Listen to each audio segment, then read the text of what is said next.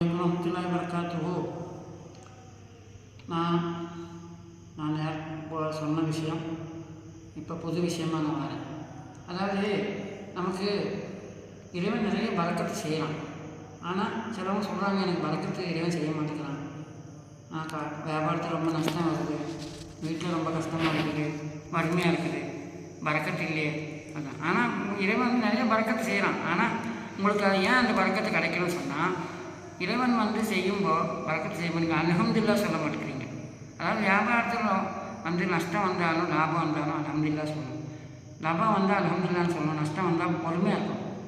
அதே மாதிரி நம்ம நீங்கள் சோமா இருக்கீங்களா, எப்படி இருக்குது, இப்படி போகுது அப்படி போகுது அப்படின்னு சொல்லக்கூடாது. அல்ஹம்துலில்லாஹ் பரவாயில்லை அப்படின்னு சொல்லணும். அப்போ இந்த அல்ஹம்துலில்லாஹ் எந்த ஒரு விஷயத்துக்கும் அல்ஹம்துலில்லாஹ் சொல்லணும். அல்ஹம்துலில்லாஹ் சொல்லணும்னா என்ன ஆகும், பரக்கத்து இருக்கு. அப்போ சும்மா அல்ஹம்துலில்லாஹ் சொல்ல மாட்டீங்க அப்படி பரக்கத்து இல்லைன்னு வேறு சொல்கிறீங்க. அப்போ தப்பி யார் பக்கம் இருக்குது, இறைவன் பக்கமாக இருக்குது, உங்கள் பக்கம் தான். இறைவன் வாரி கோடி தரான் உங்களுக்கு நிறையா பரக்கத்து தரான். ஆனால் உங்களுக்கு ஏன் வந்து சேர மாட்டேங்குது, நீங்கள் அல்ஹம்துலில்லாஹ் சொல்ல மாட்டேங்கிறீங்க. இப்போ யாரும் உங்களுக்கு சோகமாக இருக்கா, உடம்பு எப்படி இருக்குது, அல்ஹம்துலில்லாஹ் பரவாயில்ல அப்படின்னு சொல்லணும். இப்போ சிலவங்க சொல்கிறாங்க நான் உடம்பு எப்படி இருக்குது, போகுது அப்படிம்பாங்க. வியாபாரம் எப்படி இருக்குது, அப்படி போகுது இப்படி போகுது அப்படிங்க. நீங்கள் எப்படி நினைக்கிறீங்களோ இறைவன் அப்படி தான் நினைப்பான். நீங்கள் என்ன எப்படி நினைக்கிறீங்களோ அதே மாதிரி தான் இறைவன் நினைப்பான். வியாபாரத்தில் உங்களுக்கு நஷ்டம் வந்தால் என்ன ஞாபகம் வேணும், இறைவனுடைய பயம் வேணும். அந்த நேரத்தில் நஷ்டம் வரும்போது இறைவன் நம்ம கண்டுக்க மாட்டோம். ஞாபகம் வரும்போது மட்டும் இறைவனை கண்டுக்கிறோம். நஷ்டம் வரும்போது இறைவனை குற்றம் சொல்கிறோம். அப்படி இல்லை. லாபம் வந்தால் அல்ஹம்துலில்லாஹ் சொல்லணும், நஷ்டம் வந்தால் என்ன சொல்லணும், அல்ஹம்துலில்லாஹ் சொல்லலாம், இல்லைன்னா பொறுமையாக இருக்கவும் செய்யலாம்.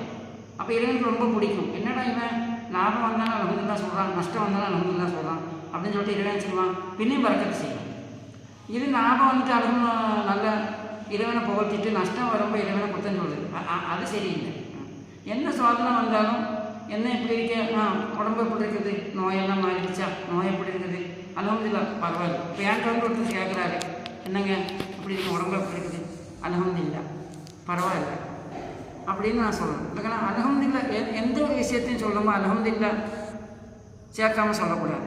சேர்க்காமல் சொன்னீங்கன்னா பரக்கத்து இருக்காது. அது மட்டும் இல்லை, நீங்கள் ஆட்டோவில் நம்ம போகிறோம். அப்போ ஆட்டோ டிரைவர்கிட்ட நான் கேட்குறேன், என்னங்க எப்படி இருக்குது, ஓட்டம் எப்படி இருக்குது, இப்படி போகுது ரொம்ப மோசம், கொரோனா வந்துட்டு இப்படி ஆகிப்போச்சு.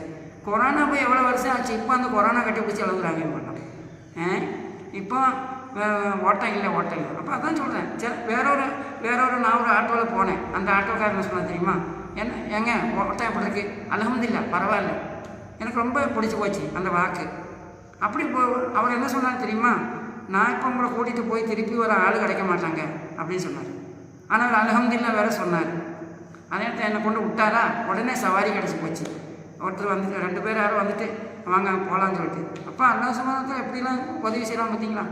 அல்ஹம்துலில்லாஹ் சொன்னான். அல்ஹம்துலில்லாஹ் சொல்லாமல் ஒரு காரியம் செய்யக்கூடாது. அல்ஹம்துலில்லாஹ் சொல்லாமல் நீங்கள் என்ன செஞ்சாலும் சரி பரக்கத்தே கிடைக்காது. ஒரு பரக்கத்து கிடைக்காது. நீங்கள் எவ்வளோ தலைகீழ மறைஞ்சாலும் சரி பரக்கத்து இருக்காது.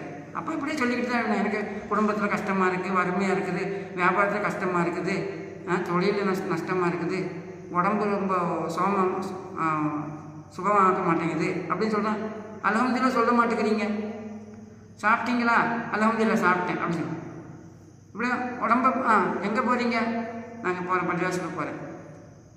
ஆமாம், நேற்று ஒரு நோய் வந்துச்சு, என்னாச்சு, அல்ஹம்துலில்லாஹ் பரவாயில்ல. அப்போ அதே மாதிரி ஆட்டோவில் ஏறினோம்னா என்னங்க ஓட்டம் எப்படி இருக்குது, போகுது. வியாபாரம் ஒரு கடையில் போய் காணுங்க, வியாபாரம் எப்படி இருக்குது, ரொம்ப மோசங்க, ரொம்ப இதாக இருக்குது. சிலவங்க சொல்லலாம் இப்படி போகுது அப்படி. நான் மட்டும் என்ன சொல்ல தெரியுமா, நீங்கள் எப்படி நினைக்கணும் இறைவன் அப்படி தான் நினைப்பான். புரியுதா. அதாவது எப்படின்னா, நீங்கள் வியாபாரம், அதாவது மொய்தீன் ஷேக் தங்கள் ரலியல்லாஹு மொய்தீன் ஷேக் அப்துல் காதர் ஜெயிலானி இல்லாமல் அவங்கள்ட்ட ஒரு வேலைக்காரன் வந்து சொன்னான், உங்கள் கப்பலில் உள்ள சரக்கு முங்கி போச்சு அப்படின்னாங்க. வேலைக்காரன் வந்து சொன்னான். உடனே என்ன சொன்னாங்க தெரியுமா, அல்ஹம்துலில்லாஹ்னு சொன்னாங்க. பின்ன அந்த வேலைக்காரன் வந்து சொல்கிறான், போன சரக்கு உங்கள் கப்பல் இல்லை, அது வேறு கப்பல் அப்படின்னு சொன்னாங்க. அப்போ அல்ஹம்துலில்லாஹ் தான் சொன்னாங்க. அப்போ அதான் அப்போ வியாபாரம் அப்போ முதல்ல நஷ்டமாகி போச்சு, சரக்கு முங்கி போச்சு. அப்போலாம் அல்ஹம்துலில்லாஹ் சொன்னாங்க. அப்போ சரக்கு அது உங்கள் கப்பல் இல்லை, வேறு கப்பல்னு சொன்னாங்க இல்லையா? அது என்னது? அப்போ அல்ஹம்துலில்லாஹ் சொன்னாங்க.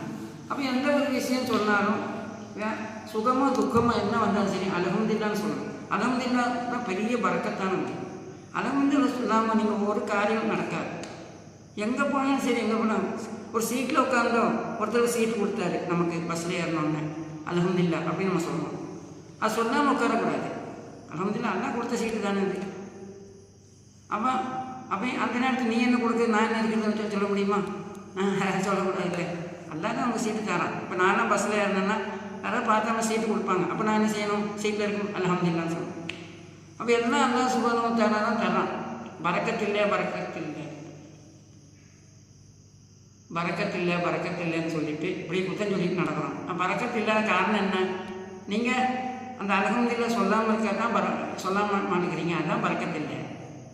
இத்துடன் இந்த உரையை முடித்துக் கொள்கிறேன். நான் சொன்னதும் நீங்கள் கேட்டதும் சாலியான அமலாக இறைவன் கபூலாகட்டும். அது இம்மேலும் மறுமேலும் அல்லாஹ் சுப்ஹானஹு வ தஆலா நம்மளை காப்பாற்றட்டும். அஸ்ஸலாமு அலைக்கும் வரஹ்மத்துல்லாஹி வ பரகாத்துஹு.